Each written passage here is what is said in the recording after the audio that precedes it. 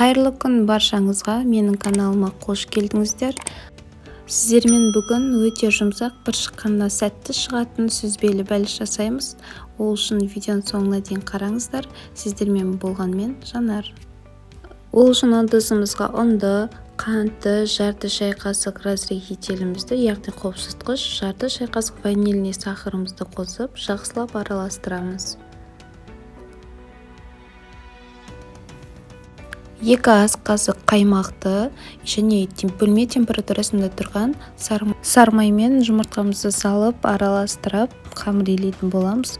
Сіздерге айтуды ұмытпын, бұл жерде 2 бәліштің қамырын илеп отырмын. Сіздерге төмендегі бір бәліштің рецептін қалдыратын боламын. Енді сүзбеміз дайын болғанша қамырымызды тоңазытқышқа салып қоямыз. Енді сүзбемізді дайындаймыз. Сүзбеміздің үстіне қантты, ванильный сахарды қосамыз. Ванильный сахар болмаса ванилин қосуыңызға болады. 2 ас қасық қаймақ, 2 жұмыртқа және 1 ас қасық кукурузный крахмал. Кукурузный крахмал міндетті түрде болу керек, картоптың крахмал болмайды. Енді блендермен жақсылап езіп араластырып шығатын боламыз. Егер блендеріңіз болмаса, шанышқымен езуге болады. Видеода көріп тұрғандарыңыздай жақсылап езіп, арасында түйіршіктер болмау қажет.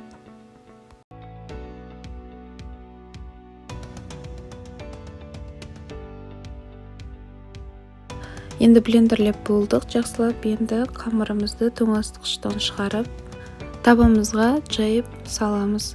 Менде табам 22 сантиметр. Жақсылап жайып, сыртына қарай қамырымызды осылай видеода көріп тұрғандарыңыздай шығарамыз жоғары қарай.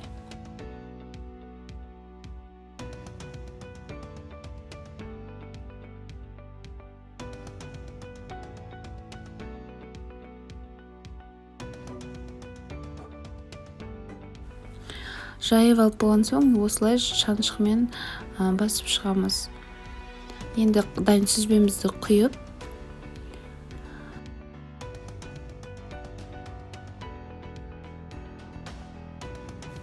қамырымызды төмен қарай шанышқымен басып шықтым. Көріп тұрғандарыңыздай қатты емес, сәл-сәл ғана басып шығамыз.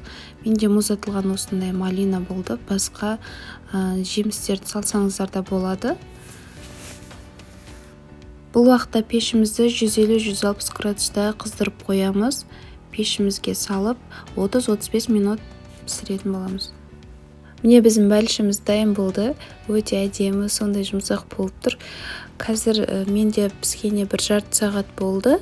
Сіздер толықтай суыған күтіңіздер 2 сағат. 2 сағаттан соң тоңазытқышқа салып, тағы да мұздатуға болады. Сол кезде ортасындағы сүзбесі қатып, әп-әдеп болады. Қазір менде жұмсақ болып тұр. Видеода көріп тұрғандарыңыздай толық суыған жоқ. Міне осылай болып шығады, жасап көріңіздер. Әлі менде ыстық болып шығып тұр. Өте әдемі, дәмді болып шығады. Сәтті шығуына сенімдімін. Егер рецепт ұнап жатса, лайк басуды ұмытпаңыздар.